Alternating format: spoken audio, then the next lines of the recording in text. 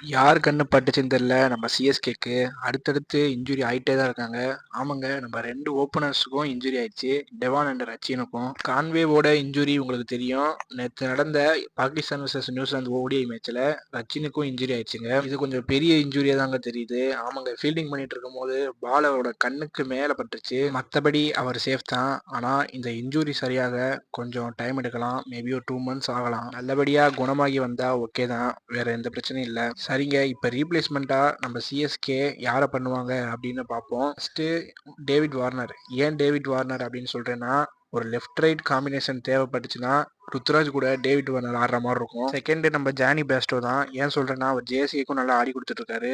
இவரை ஒரு சாய்ஸா வச்சிருப்பாங்க சிஎஸ்கே. ஸோ இவங்க 2 பேத்துல யாராவது ஒருவர் கண்டிப்பா சிஎஸ்கே வருவாங்கன்னு நினைக்கிறேன். சரி, ஓகே நண்பா, உங்க ஒப்பீனியனை கமெண்ட்ல சொல்லிட்டு போங்க. நெக்ஸ்ட் வீடியோல பார்க்கலாம். பாய்.